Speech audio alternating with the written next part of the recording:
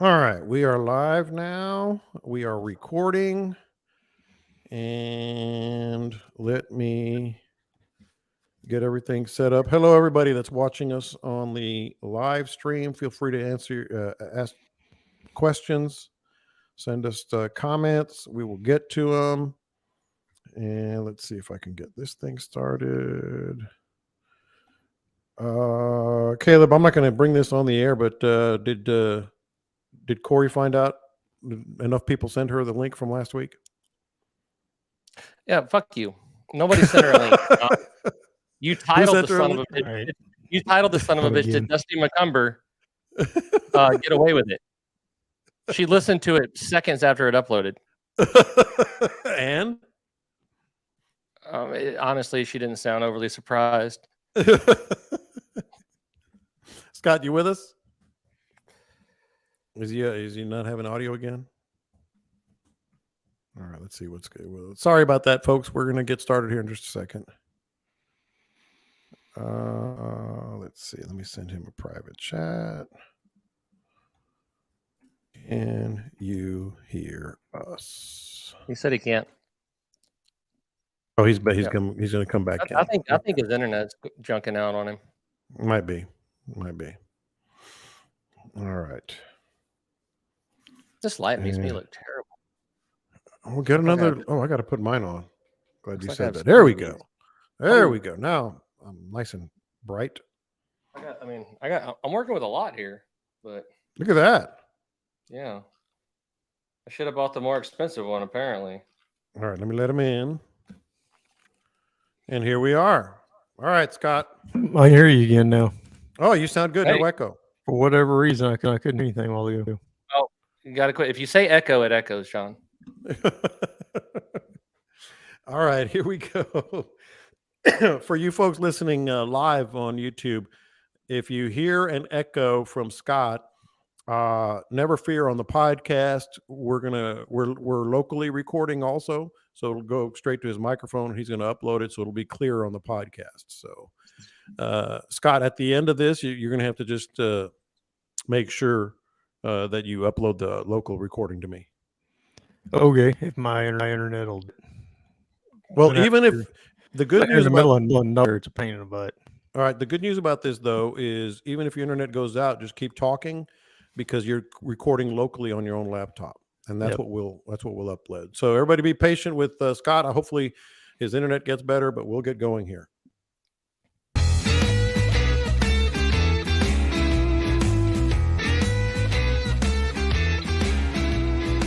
You know what that music means? You absolutely do. That means I say welcome in. And we are kicking off the Bite Me podcast for February 8th. Getting ahead of myself here, waiting for those big wins to start hitting again. I'm John Lopez. Captain Caleb McCumbers across from me, as is Captain Scott Knoll. If you're listening to us on the live stream on my YouTube channel, we appreciate that. Your comments are going to be welcome. We will get to your comments. We always have topics. We have good topics from listeners this week, as always. Story time is going to be a big part of today's show. That's always a big hit. And if I'm being honest, I was going through some of my favorite websites and fishing forums, looking at what people are talking about. And somebody was real complimentary of the Bite Me podcast on one of those forums. And they said, my favorite part, and I wish they would do it more, is story time. Well, you talk about it. We talk about it. We're going to do that. We're going to talk about top three things that happen to boat owners, and I have a personal story on that. What tournaments should look like in the future. I'm seeing a lot of buzz. These first two topics are not from our listeners, but I'm seeing a lot of buzz about tournaments, and I'm wondering, what are they going to look like with so many people certainly, catching and releasing more? That is not going to be a game changer for tournaments. We'll talk about that. Blind casting techniques. That did come from a listener. I think it's a good question. What to know when to use your trolling motor. Tuning a reel. In other words, you got a brand new reel. You want to get the most out of it. We can do that. We can help you with that, especially these two guys across from me. We'll get right to it, but don't forget to subscribe to the podcast on iTunes, on Spotify, wherever you get your podcasts, and join the Bite Me group page. It's a great, great, great community. and really positive. Very little drama, if you will. Generally, Captain Caleb and Captain Scott take care of the drama, and that's always good. So let's dig in, guys. It is a good thing to talk about. We'll get to story time in just a bit, but I got a little bit of a story, and it turned into a topic. What are the top 3 things that happen to boat owners that are always going to be a hurdle to overcome? So let me tell you what happened. So I went fishing this past weekend, as I always do. Everything's good. Getting ready to take my boat to the boat yard to just get its annual service, check out everything, basically from the wheels up. I'm driving through Lake Jackson, and as luck would have it, if you're going to have a flat tire, I mean, I turned right onto the main drive there in Lake Jackson, and I looked in my rearview mirrors, which I'm always doing. I do a lot of that when I'm towing my boat, just sort of paranoid. Sure enough, the front left tire on my trailer was flat. And so I was like, well, obviously I said a couple of choice words, but if you're going to get a flat, you're there. So I pulled over, was going to change the tire, had my jack, had my star wrench, all that good stuff.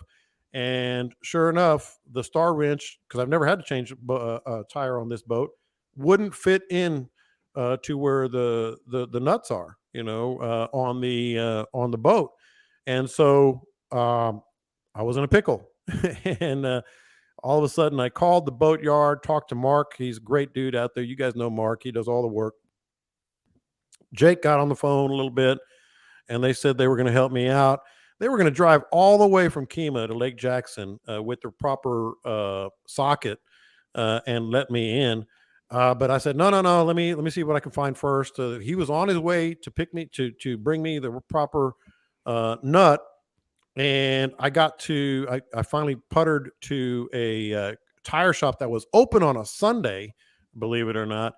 And the guy fixed the tire right up. The top of the valve stem just popped off. I guess that happens if they get a little brittle or something.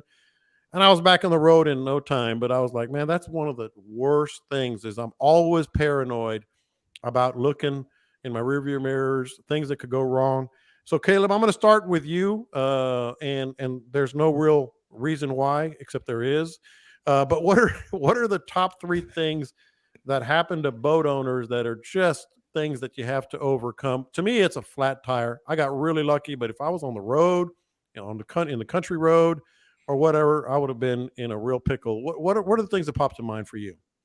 Man, this boat owner has some severe treachery by a host of podcasts. That's the number one thing I can come up with. Nobody tell Casey, and then you title the stinking thing. She was like the first 3 listens of the show, John. Good. I wasn't going to bring it up. I was going to show you a little respect, let you handle your own business. But now let's just keep it between us, right? Let's don't bring it up. No, I didn't say I didn't think there was going to be business. I knew there was going to be business. What happened? She didn't. She really wasn't even remotely surprised that was the real story. If we're being honest, I think she should start calling you Dusty. I did. I mentioned something. I'm rebuilding the studio for stuff we'll talk about in the future. But I mentioned something else about some woodwork, and I got the look, man. Before we even got started. Top 3 things that happen to boat owners. Let's just move on, so it remains a secret, right? Mm-hmm. Trailer lights, they never work. You buy a brand new boat in a week, it's the left one for some reason. It never works. My jack plate, I'm really good at fishing an entire day on 6 because I've rubbed all the grease out of my jack plate. Like that's something you got to do like every 3 days is grease those things. And then, man, I hate to admit it, but I regularly freak out because my boat won't start, and Steve has pulled the kill switch, and I don't notice it for a good while. That's my 3 things. And Steve's I don't feel like going today. I'm super anal about everything electrical related on the boat. Like I don't have the radio on if the boat's not running. All these things, and the battery dying is my word. I have 2 cranking batteries on my boat just for this. And I'll jump up there and turn the key, and I've got no action, and I start wigging out and turn the key on and off, and start messing with like anything I can get to light up. And Steve has pulled the kill switch. He's good at it.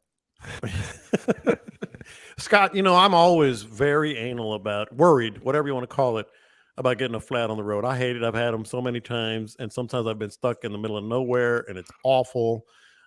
This one was very fortunate, as I just mentioned. But that's probably number one on mine. It just because of the hassle, and you get upset. What about you?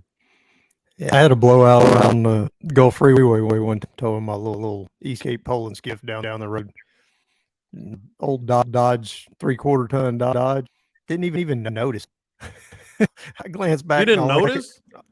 With a big truck and that little bitty, it really, you didn't feel it. Now glanced back and there was sparks. So that's probably not good. Yeah.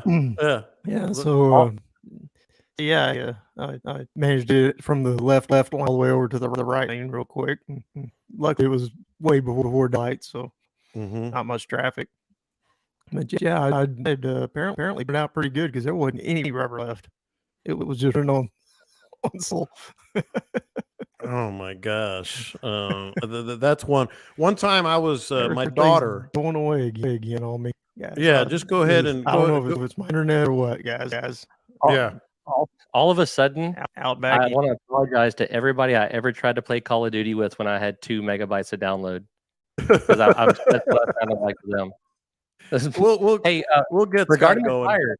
Regarding the tire thing, go on Amazon, type in like a wheel ramp, tire change ramp, something like that. I carry them with me, and it's a piece of plastic about 2 foot long that's got a ramp on it. So whatever tire you blow out to where it's flat, you put the ramp in front of the good one and you back it up or pull it up, and it just jacks it right up for you. You can change a tire in 5 or 10 minutes on the side of the road. Really? I think the wheel ramp. Yeah, it's something like that. I think they cost like $50. They're worth every penny.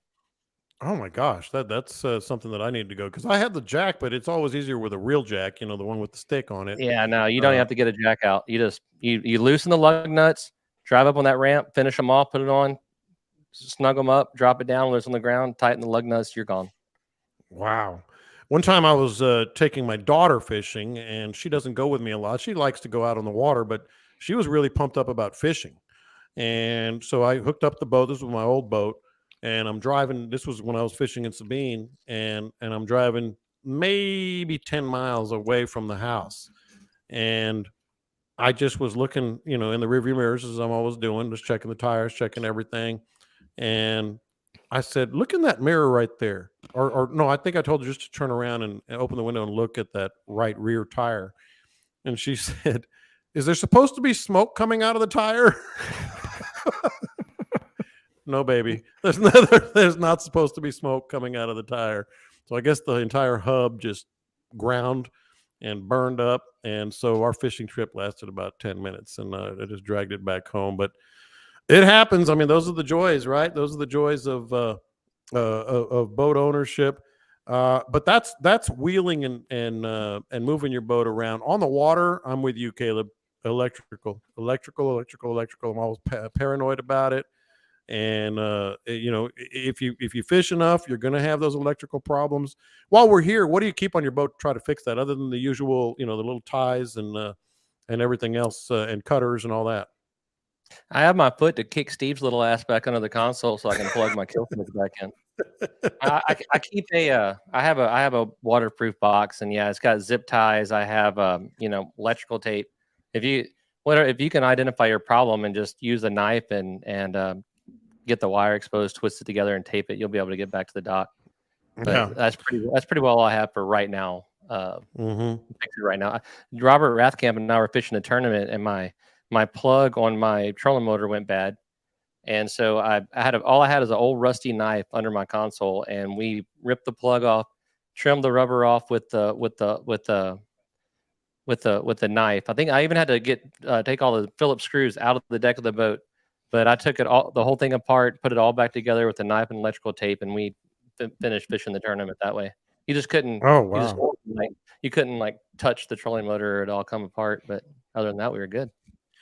And I'm okay on that stuff, enough to be dangerous. Scott, I got a hunch that you've got some stories, whether it's electrical or otherwise, out on the water where you had to do some quick fixing.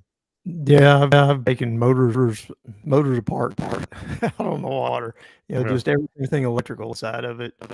And something's gonna go eventually. I've had to change out the main fuse in a motor once, and luckily I had one. I don't know why I had one, but I did, and I just out there stuck in Louisiana couldn't do anything, and sitting out there floating around. Luckily I didn't have customers that day.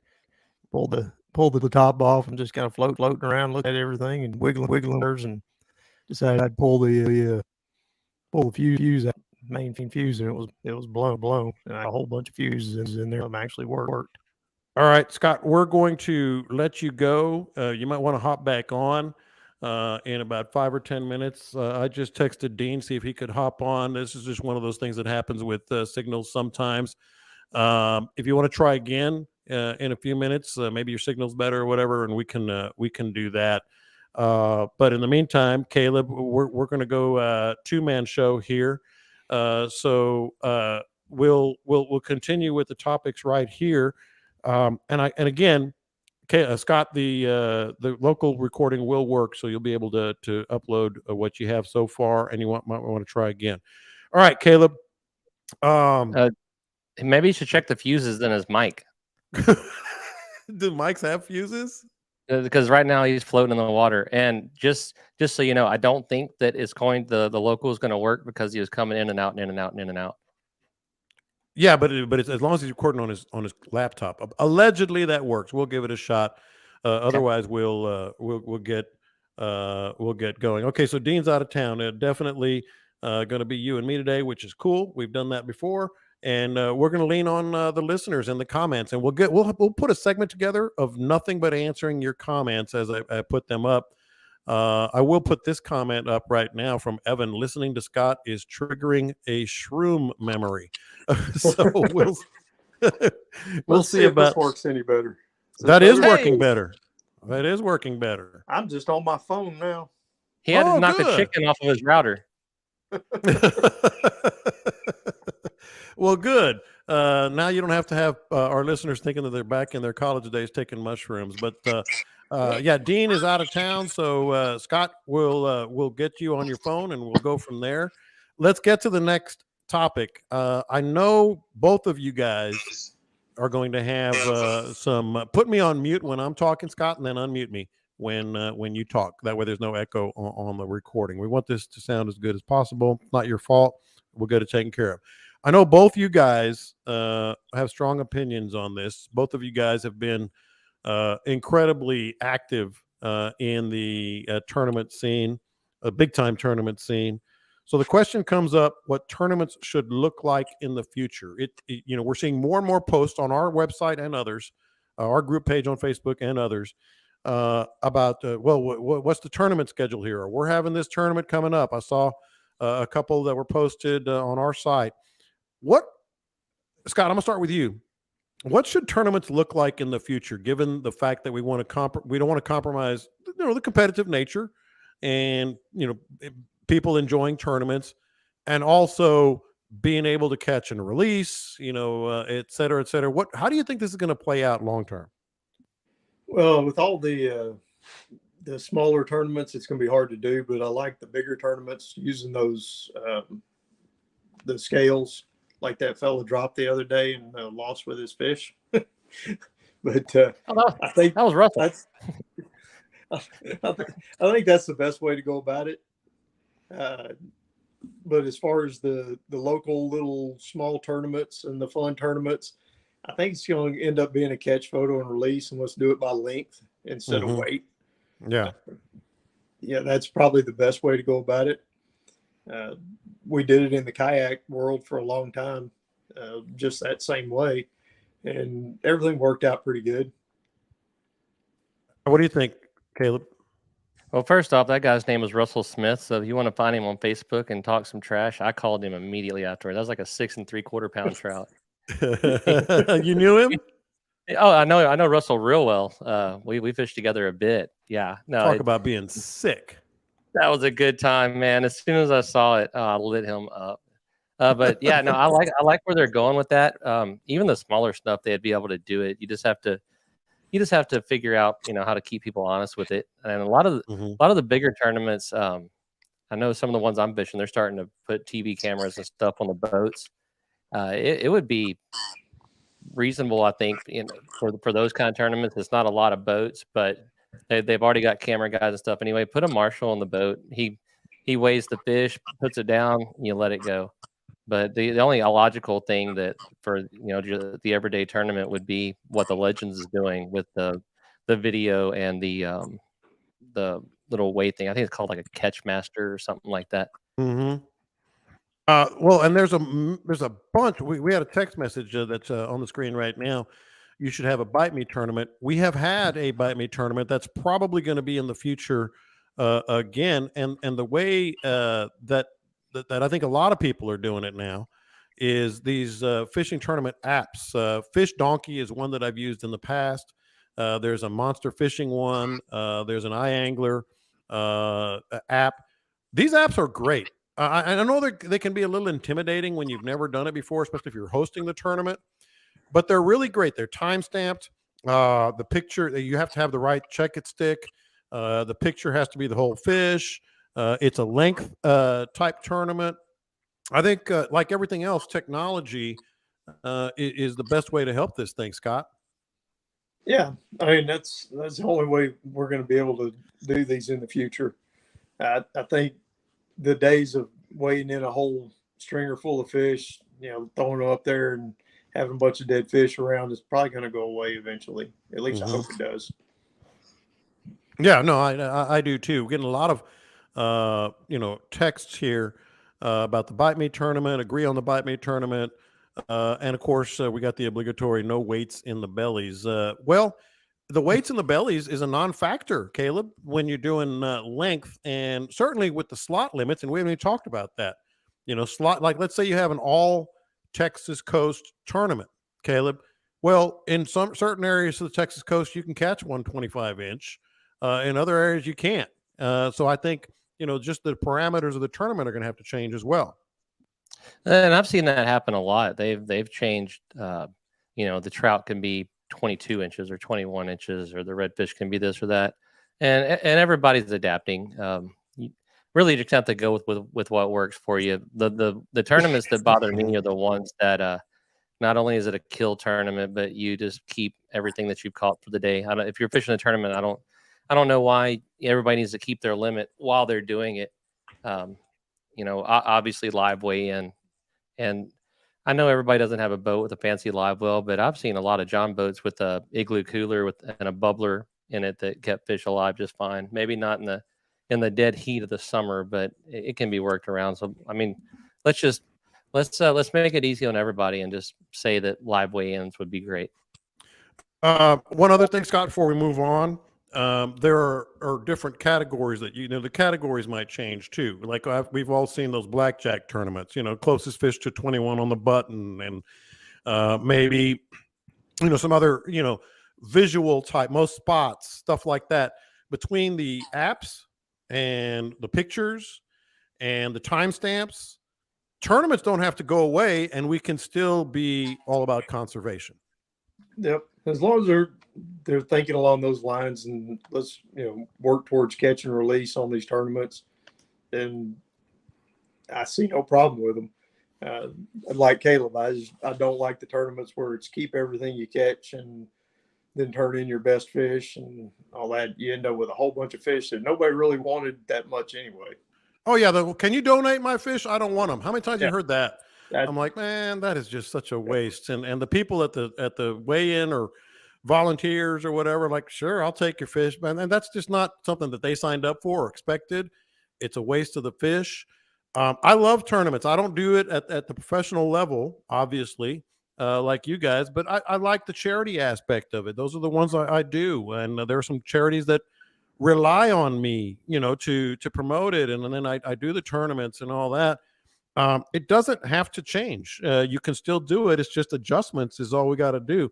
Caleb, what are you doing before we move on the professional redfish series? What are they doing?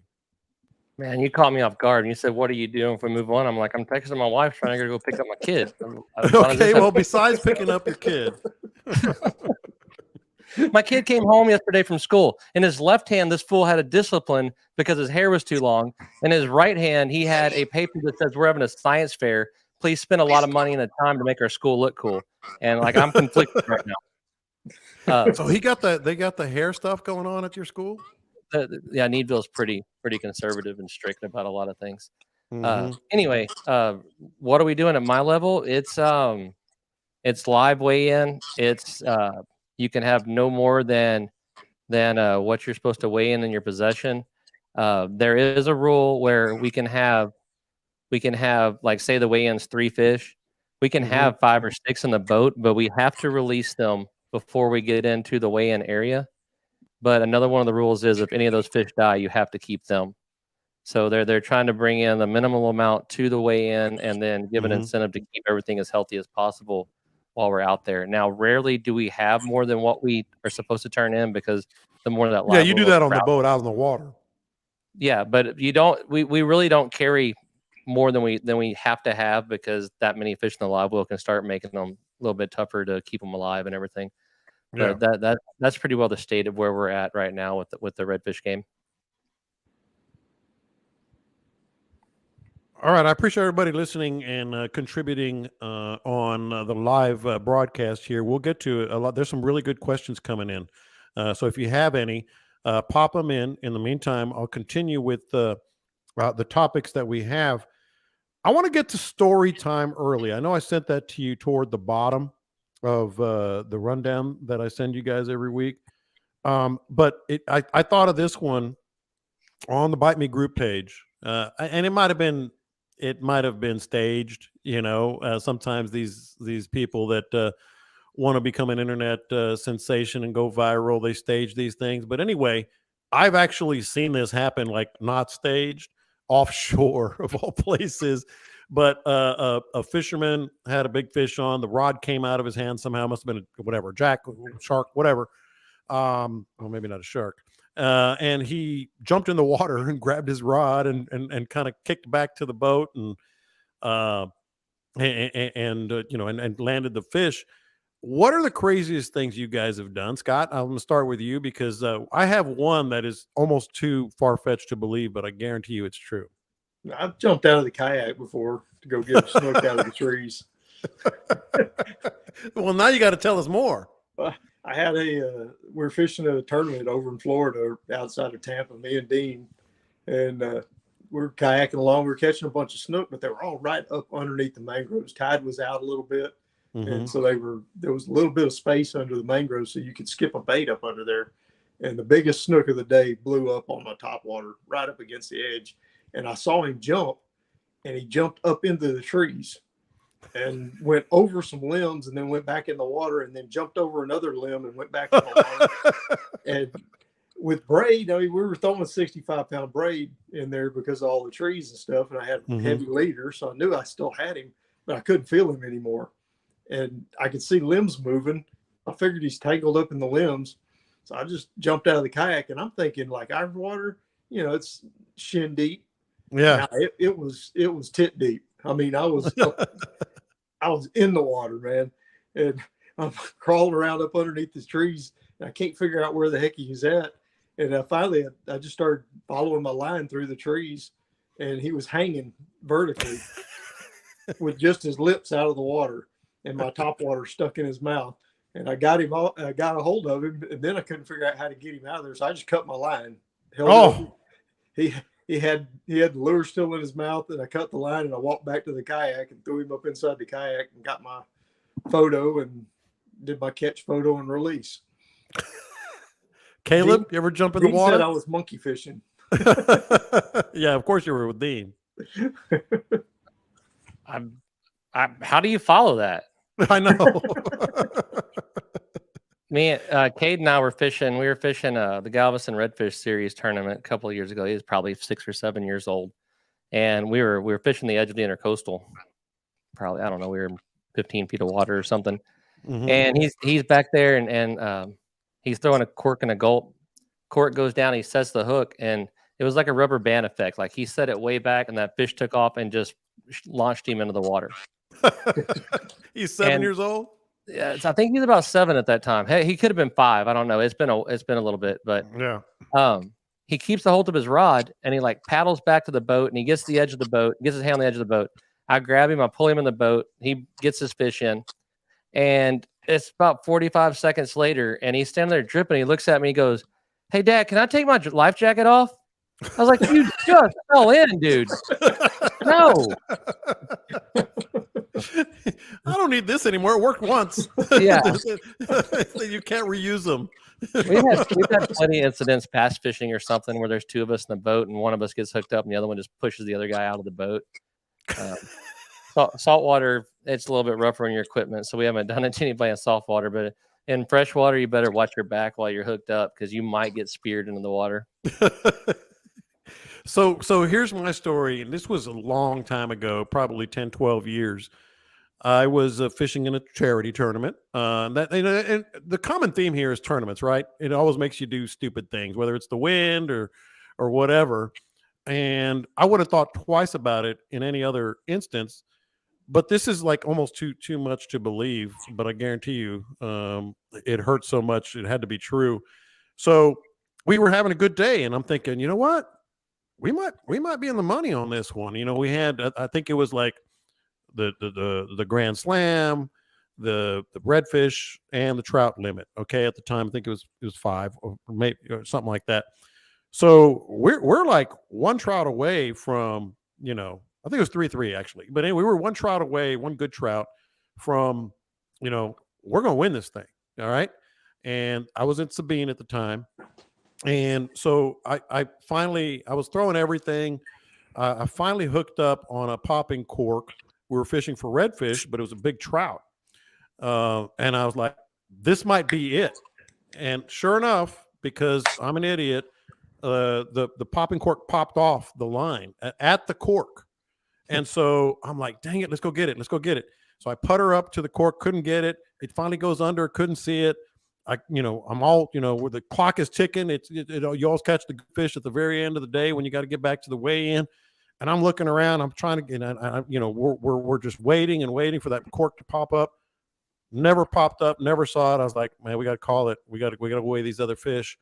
So go back to the weigh-in, weigh these other fish.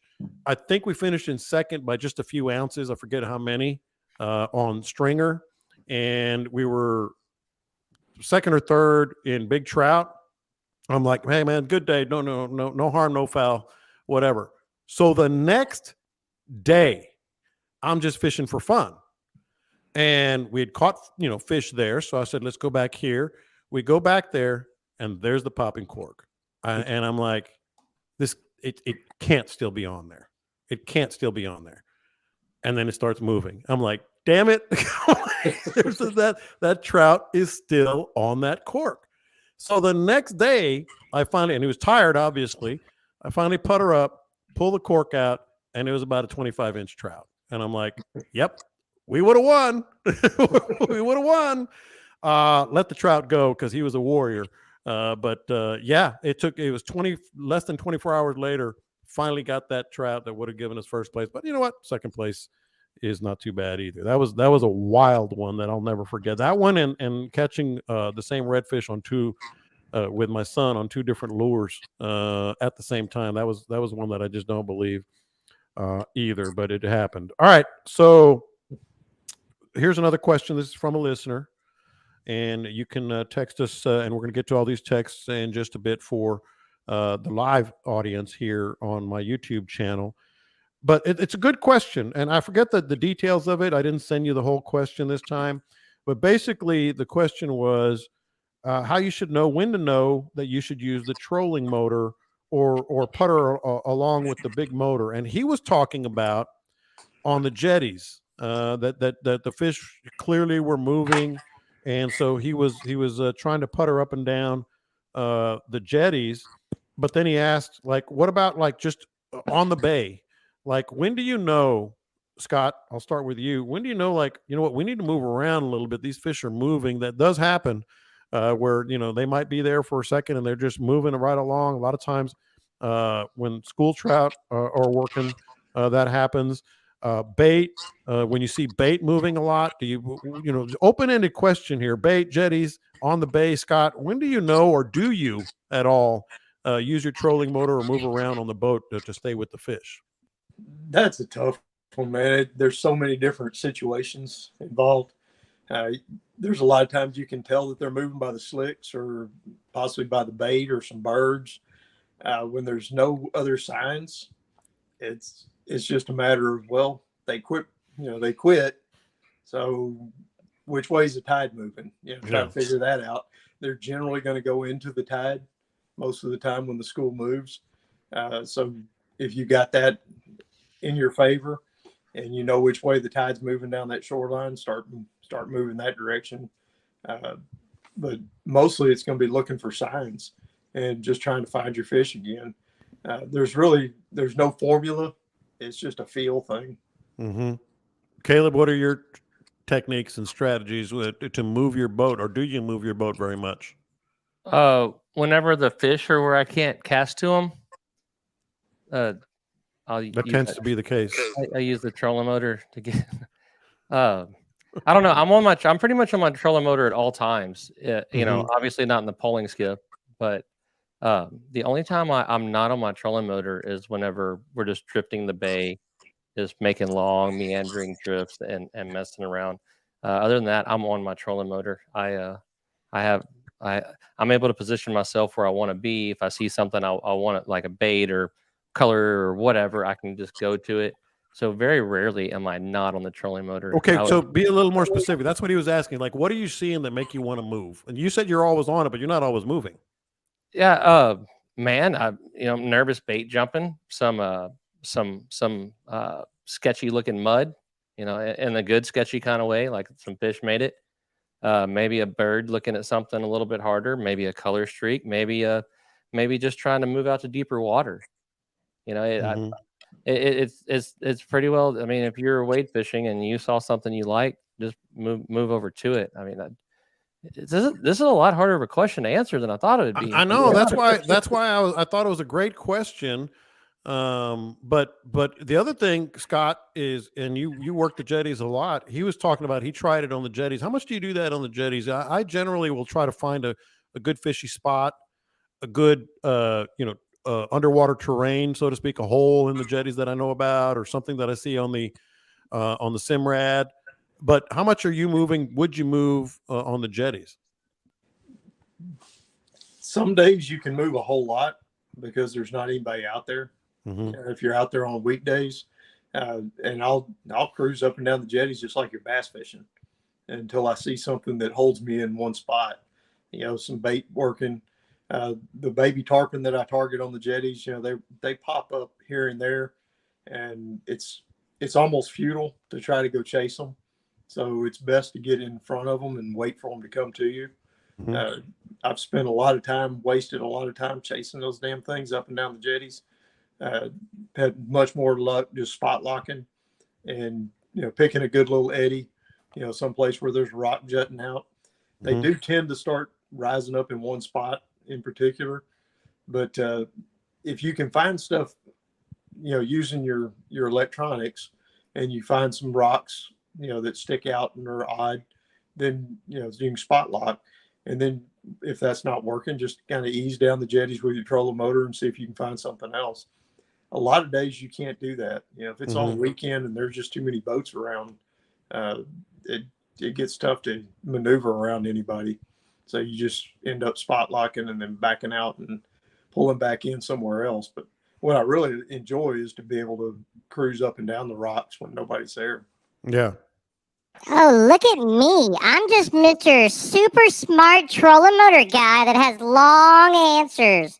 I'm cool. There's always one. There is always one. Caleb has a new toy. Go ahead and share with the class. Man, I can do just about anything you want. I was doing Gollum from Lord of the Rings earlier. I can do the anonymous guy, Stay off my fishing spot. You will not find me. But the great part is, did you say stay off my fish spot? Yeah. I would not. I would stay off your fish spot if you gave me with that voice. If you hit me with that. Yeah, here we go. Alvin! All right, that's probably enough because it does get irritating.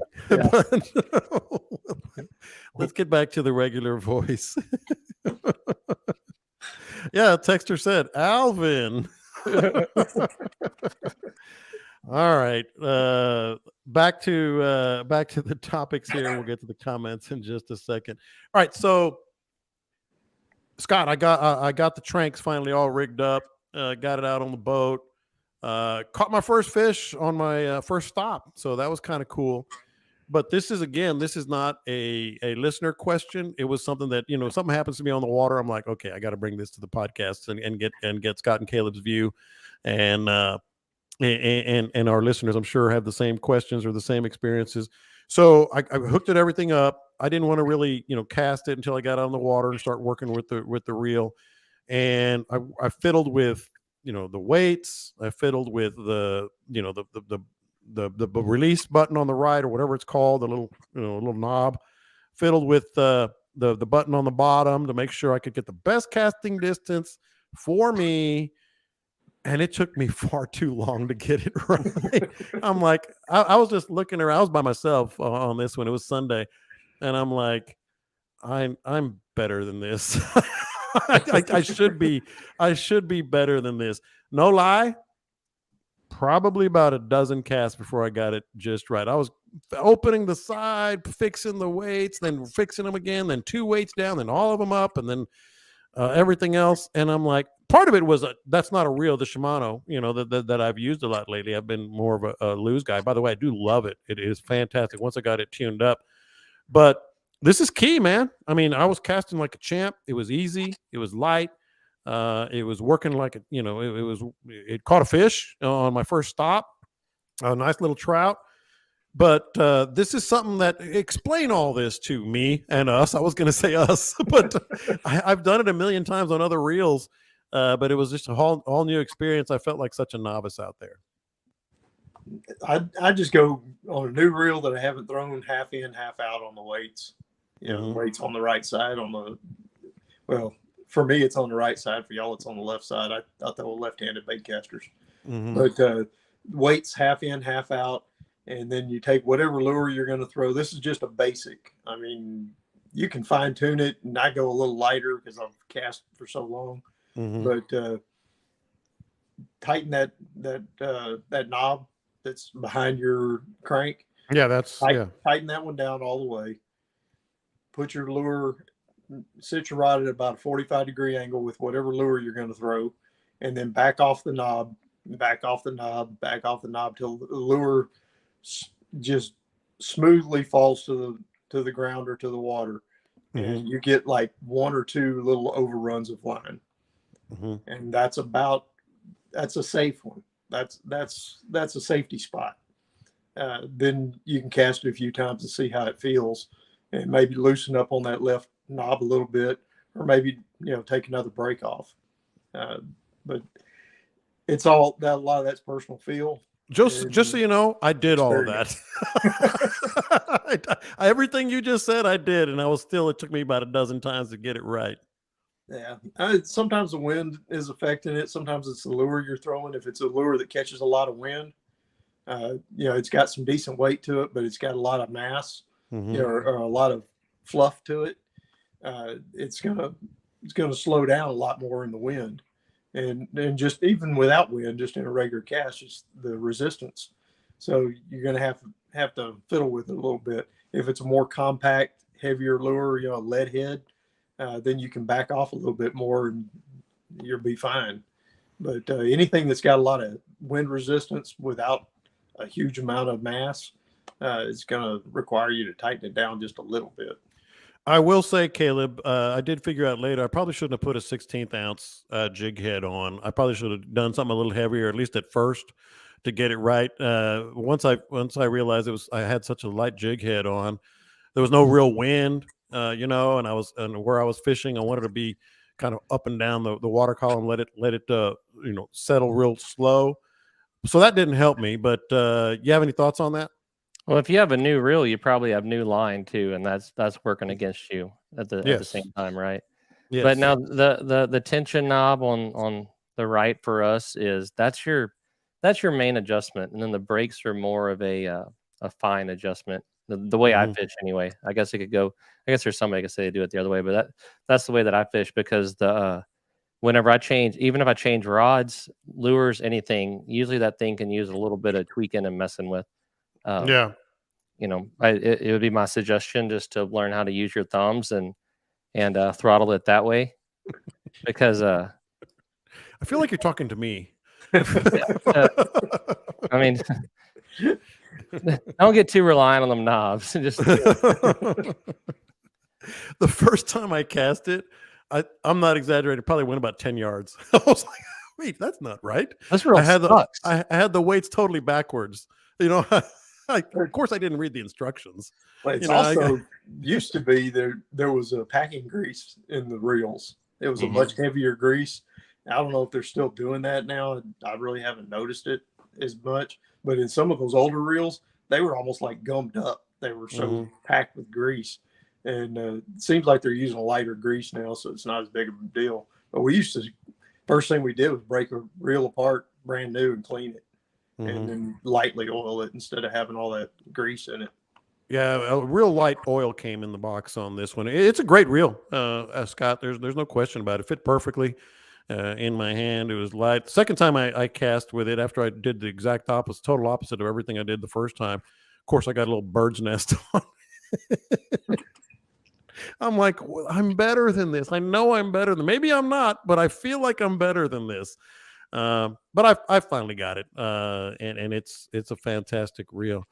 So before we get to what would Scott do and what would Caleb do, really good question here that I hope we can dig into a little bit, because we've all been sight casting, we've all been blind casting, and so the question from one of our listeners came in: what are your best techniques blind casting? In other words, you everything you've done, everything you've listened to the podcast, you've done everything, you're looking at at all the signs, you feel good about it, but you're blind casting, and I'm guessing it started out slow, and so he was like, I gotta move, but how do you know, Caleb? I'm gonna start with you. If you're blind casting, how do you stay, first of all, engaged, and secondly, confident when you're just looking at signs and it's not clear water? You got to just channel that inner Pat Gardner and lie to yourself sometimes to stay engaged and optimistic. No, I mean, boy, this is a tough one. There's some good questions this year. It's hard to say. There's certain things that, like, if you say it comes off wrong. But I mean, if you believe that you're good enough to catch fish, that ought to be enough to get you through it, right? But long story short, I'm not going to be fishing somewhere I don't believe in, and it might be a wide open area where I'm just pan casting, and I see some bait, so I think that it's going to work, or I might be targeting a point or a drop off or a grass bed or something like that. But I honestly, I figure out how to occupy my mind. I play a lot of music in my head. I mean, I'll listen to. Do you listen to the voices? I will. I'll listen to those voices. But at the end of the day, just don't let yourself zone out. Notice all those little pieces of bait, or the differences in the water, or the difference of what 10 minutes ago to right now is, and those kind of things, and figure out how to keep your mind engaged. And that's something that Pat's really good at, is that he'll tell you, I go out there and become one with nature, and that's what he's talking about. Is he's just observing everything around him, and not only taking in what he's seeing, but he's occupying his mind in between casts. Pat needs to be in a reality show. Just the way his approach is, the way he talks, nice and slow, and he's a real good-looking dude. So he gets to the dock, and every woman in the place wants to see if he caught anything. That's not an exaggeration. And I tell him all the time, I'm like, thank God you're pretty, because whatever you did was stupid. He's a pretty guy. he's a real pretty guy. Scott, blind casting, I know you don't do a lot of it now, but you've got more than your share. How do you know? Again, the terms he used, the words he used were to stay engaged and confident when you're just like cast, and you see the signs, but nothing's happening. That's probably why I do a lot of sight casting now, is because that just wears me out. Yeah. Mm-hmm. The only time I can do it consistently these days, I mean, I used to do it all the time. I mean, that's all we did, you know, Yeah. throwing mirror lures and throwing, you know, soft plastics, and we'd target drop-offs and target reefs. And, you know, if the fish are on, the fish are on. If they're not, we're going to move to another reef or another drop-off. We're going to wade our way down that drop-off and keep trying it. So, you know, you're blind casting, but you're blind casting with a purpose. Mm-hmm. But nowadays, pretty much the only way I can do that is top water. Yeah, and that's that's a good way to stay engaged too. Yeah, early in the morning, you can't see the fish, and you're just fan casting and throwing top waters and hoping to get that blow up, and then that'll maybe key you into where the fish are hanging out. Mm-hmm. You know, are they on the drop off? Are they up against the shoreline? You know, it gets you ahead of the game a little bit. But working at top water, you know, you stay more engaged. The hardest thing for me was working a soft plastic and having to work it slow. Yeah, and nothing's happening for a while. Yeah, that wear you out. That's a lot of the reason why I like corky so much, is it gives me something to fiddle with and mess with and keep myself busy. I get bored to death throwing plastics, and as Scott will tell you, the number one thing that will make you get in your head and not even want to blind cast is sight casting, because you know, you hear it all the time. Well, there's bait here, there's fish here. I say it all the time. That's not necessarily true. Mm-hmm. We have went through miles of water that is covered in bait, and there's not a fish to be found. We've been through water that has 7,000 fish, and none of them would eat. And so when you can't see what you're doing, it's very hard. I mean, it's very easy to convince yourself that I just shouldn't be doing this. Yeah. It was interesting, Caleb. I don't know if you were on the water Sunday, but there wasn't very much bait at all anywhere. Yeah, I mean, I went up and down, which is very rare. It was surprising to me because there's been so much bait for literally months. I mean, did you experience that? Yeah, it's something that Pat and I and a lot of people call it. We just call it suppressed bait, and a lot of the times it's there, but it won't. If the sun's out, it'll come up, and if a big cloud comes over the sun, it'll go down, or vice versa. Or it takes a swing in the tide, or it takes something for the bait to get going. So that's when you're looking for those little zips on top of the water, or while you're putting into a spot, you're watching into the water looking for them, because it gets pretty tough to figure out what you're up to when you go out there and the whole bay is just dead flat calm. And that's that cold water stuff. You get into that where there's very little bait to be seen. Well, that's one of the questions that came from the live broadcast here, and we're going to get to your question. Anything you want to ask Scott and Caleb or myself, get on it right now. If you're one of the people listening to us live, we're going to get to your questions right now. Franklin put on there, going back to the reel discussion, to put some stiff and quick on the reel. No, you don't.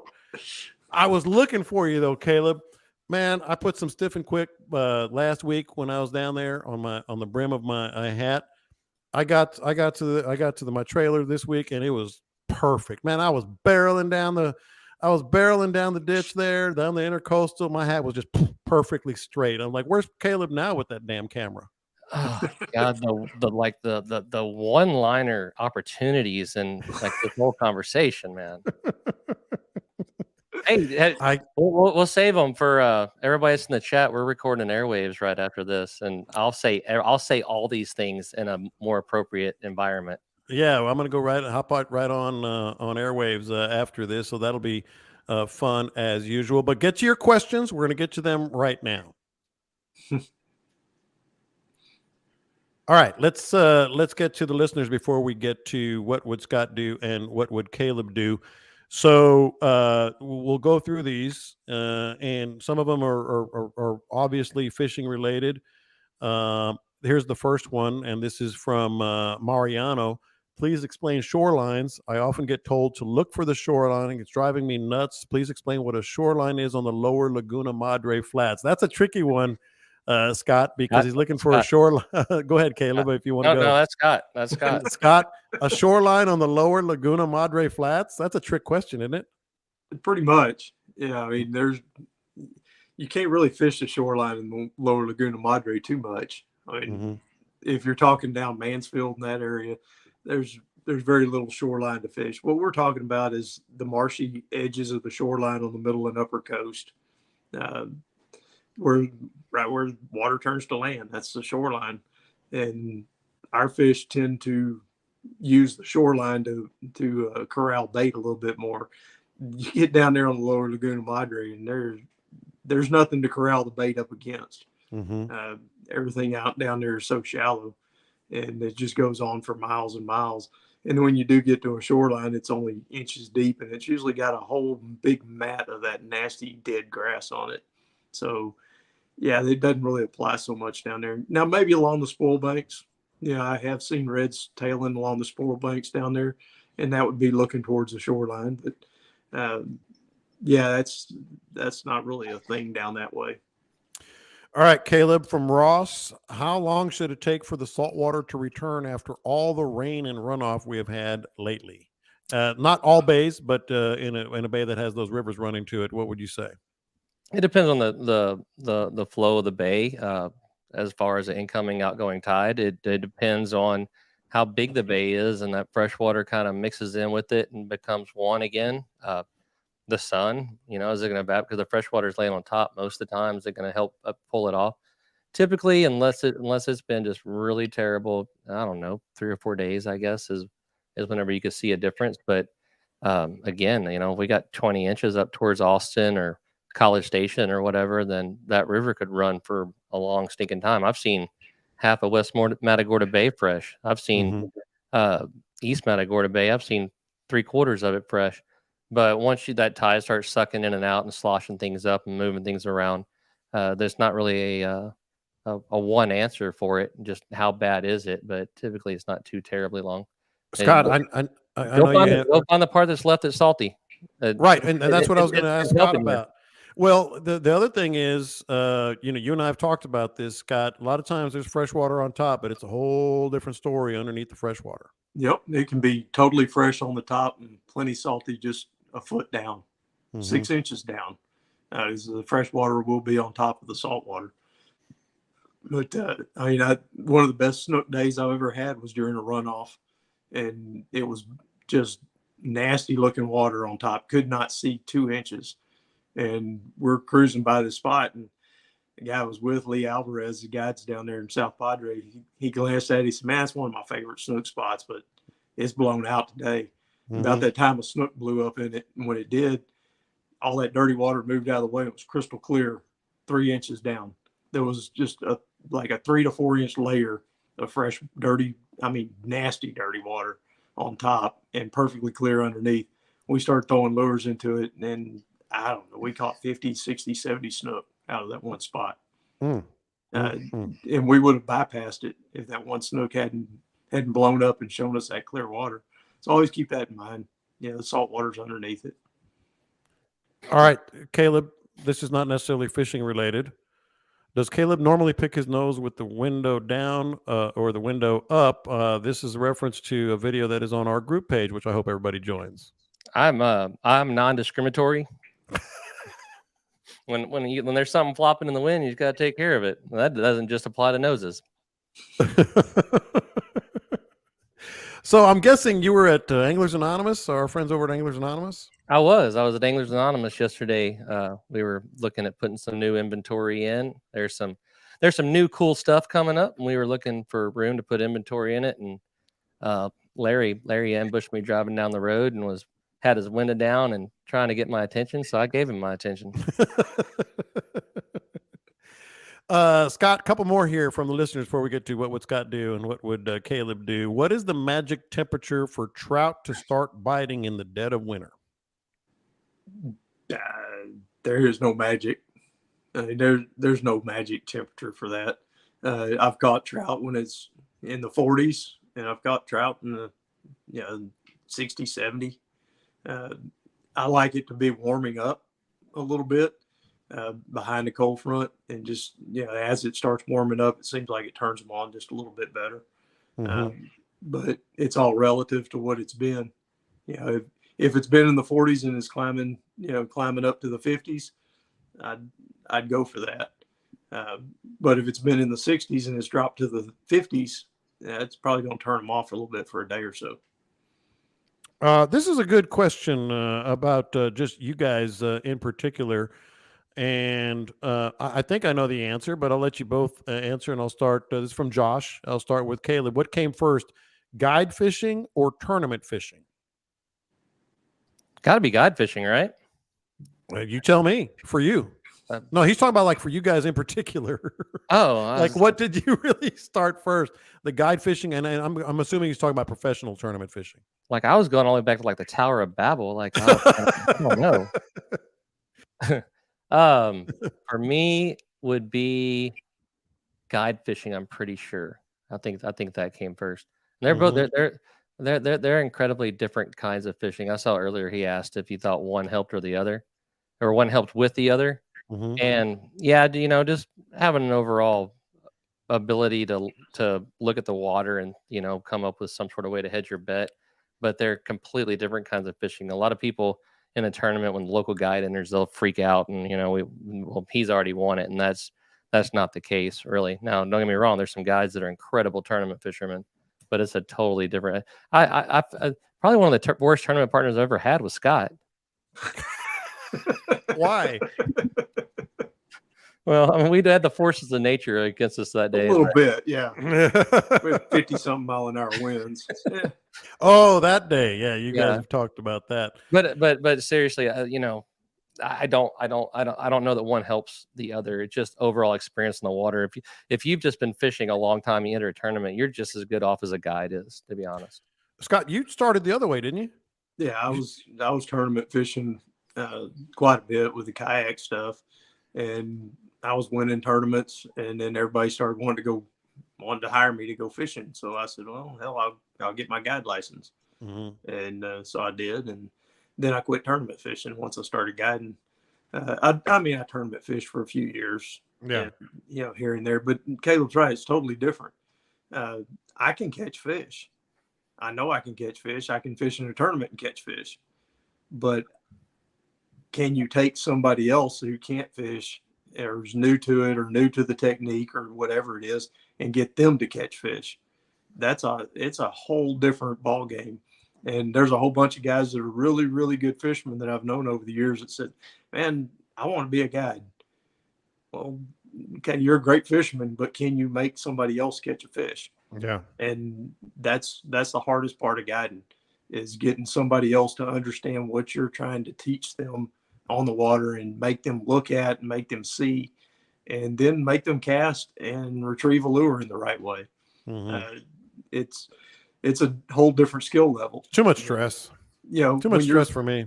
When you're fishing on your own and you've been doing it your whole life and you know how to work a lure and you know what you're seeing, I mean, I call it instinctual, because you're a predator and you see that bait flip out of the corner of your eye and you immediately cast to it or you hear the splash behind you and you spin around and you drop a cast in on it.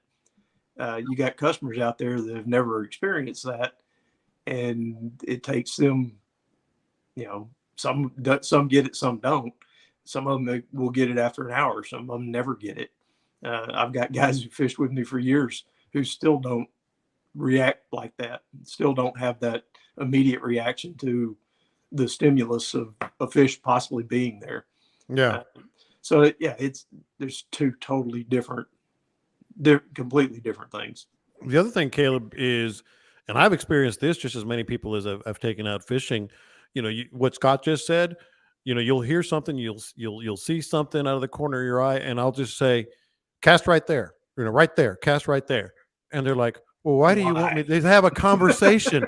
Why do you want me to cast there? What did you see? I said, freaking cast right there. I mean, and that's the stress that I don't want to deal with, which is why I've never gotten my guide's license. Every day.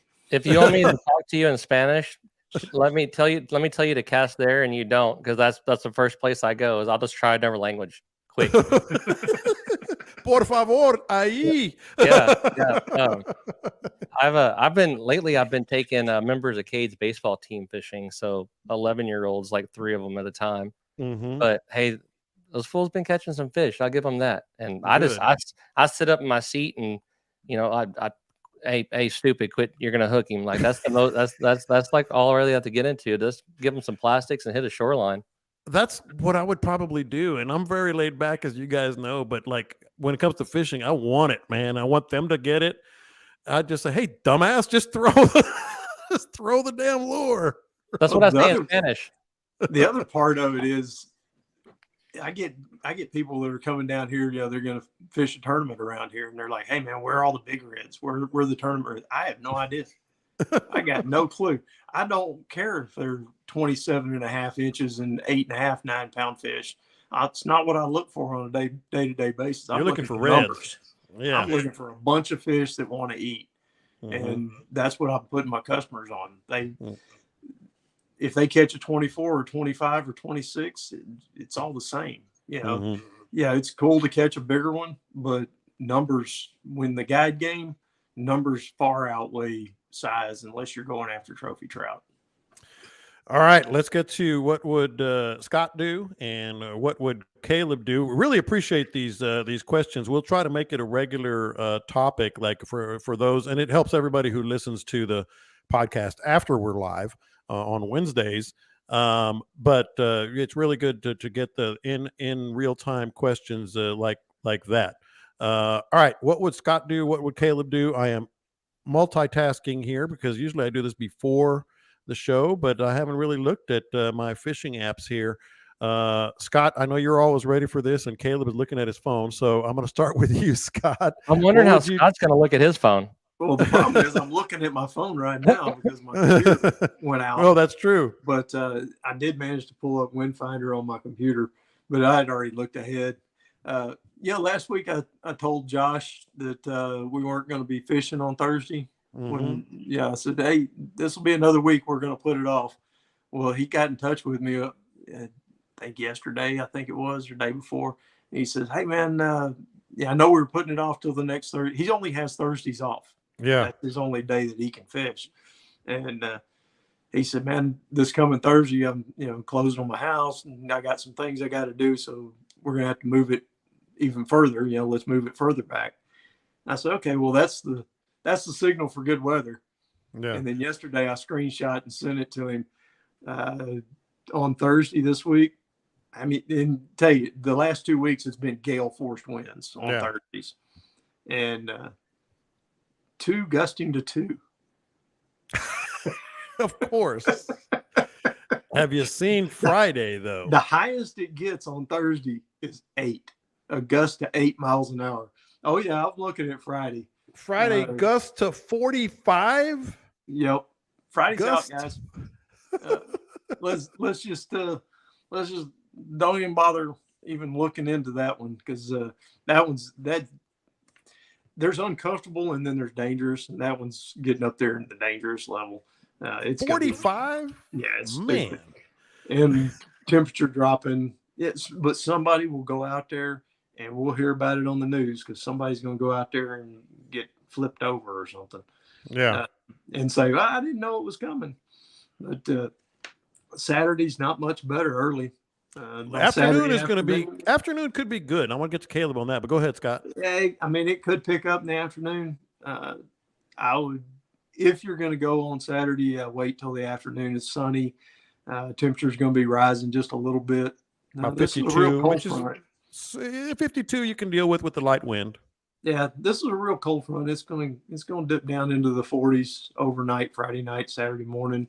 So that's going to, with all that wind mixing that cold air into the water, it's going to drop the water temperatures pretty quick. That probably will shut them down a little bit. And then by Sunday, we get some little overcast and a little southeast wind kicks back up. I think I'd concentrate more on Sunday if I was a weekend guy. If I had one day to pick, I'd probably go ahead and pick Sunday. But if you can't do that one, Saturday afternoon, maybe.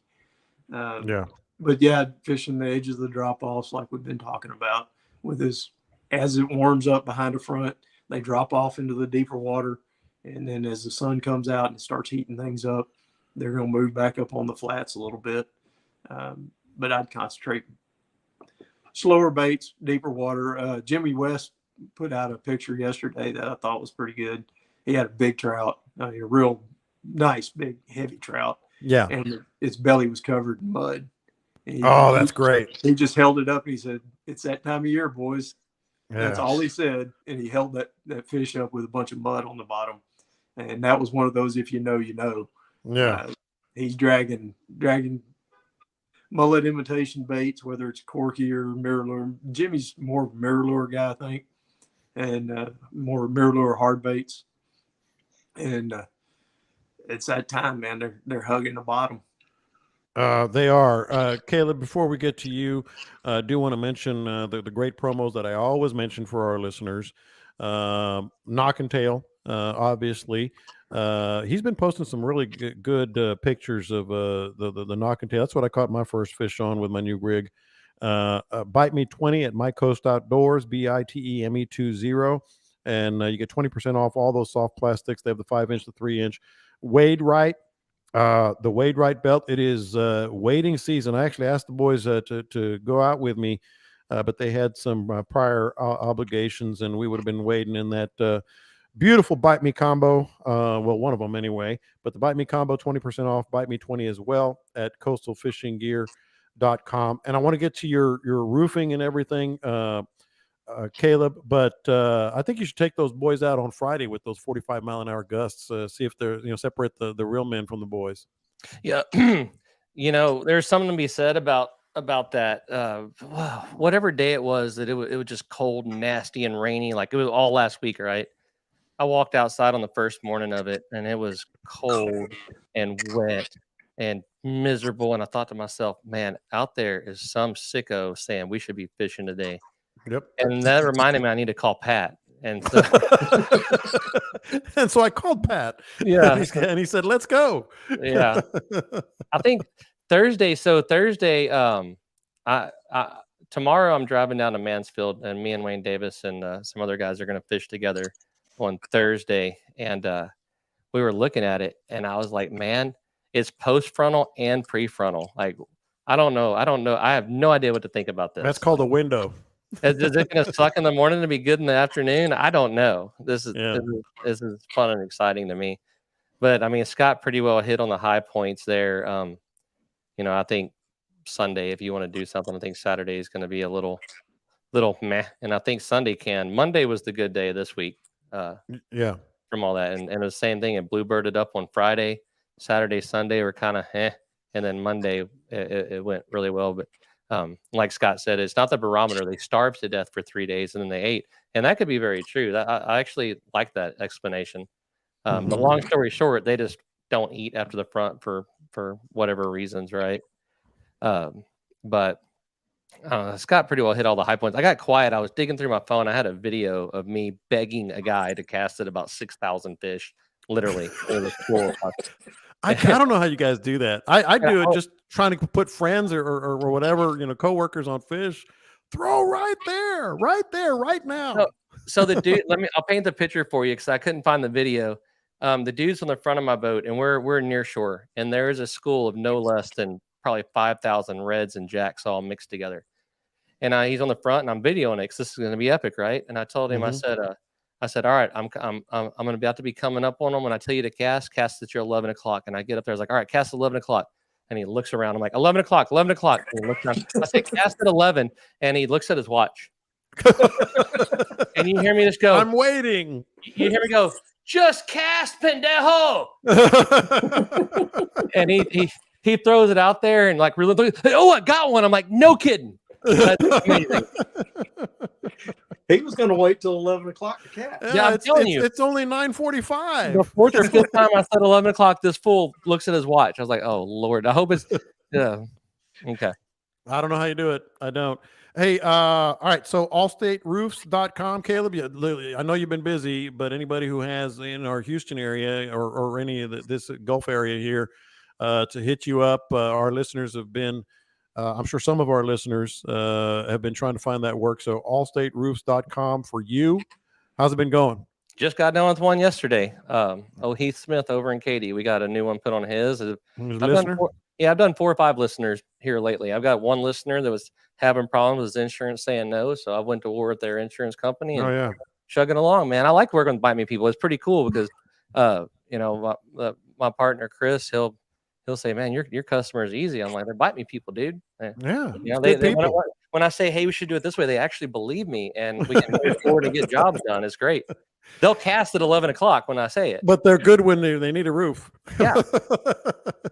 And of course, San Antonio area listeners, RSL Roofing and Ironworks. If you get a $5,000 plus job and book a trip with Dean, Caleb, or Scott, they're going to cover the tip for you and take care of our guys there. 210-683-3102. Scott, what's going on in your world? I know I always like to promote and talk about getting the Bite Me gear and your photos at scottnollphotography.com, which is always available. But what else is going on? I've been getting a lot of questions about the General. I haven't picked it up yet. Suzuki is doing some prop testing since that's a brand new boat, brand new model, and it's the new Suzuki motor with the twin props on it. And so the Suzuki guys were supposed to come down last week, but we had all the weather and they couldn't make it. We had tornadoes, so it was probably a good idea for them not to come. And so they're supposed to come down, bring some different props and try them out on this. They want to get some data sheets, which is what they do with all new boats, new models. So they can kind of give you a base of what you need to do when you do buy a new boat. But yeah, he wants to do that. He also, Chet wants to use it in the fishing show. So that my boat will be in the Houston Fishing Show, and y'all can go out there and hang around it and just don't walk on my boat. Yeah. Well, good luck with that. Good luck with that. I was actually texting with Chet this week. He says they're taking orders on the new General. So all the guys that are listening to us and people who will need that bigger boat, they're already taking orders. So it's right there. You'll be able to see it at the fishing show. We'll talk about the fishing show on a future episode. That's in March. I think you told me you already had like 5 orders for them. Yeah. I think that's what I heard. Once I get this boat on the water, as many questions as I'm getting about it, I get the boat on the water, start doing a few demo runs with some people, I would imagine he's going to fill it up pretty quick. Yeah, good deal. I still like my Warrior, man. That 23 foot of magic right there. All right, boys, this was a good episode for the live listeners. Apologize for the little glitches early. We'll clean that up when we get to the actual recording that we're going to post on the Bite Me group page. Don't forget to join that. Don't forget to subscribe to the podcast. You guys are absolutely awesome. And we really appreciate you guys listening. And plus, as I mentioned, we'll have the boat show coming up. We'll have your questions. Don't forget. Come see it. Come see us over on Airwaves. I'll put a link on Bite Me and my page. That's exactly what I was just going to say. I'm going to go straight from here to Airwaves with Captain Caleb. So I will be a guest on his podcast right after we're done here. You guys catch him up, and we'll see you next time. How about that? Oh, and it's over again. It's over again.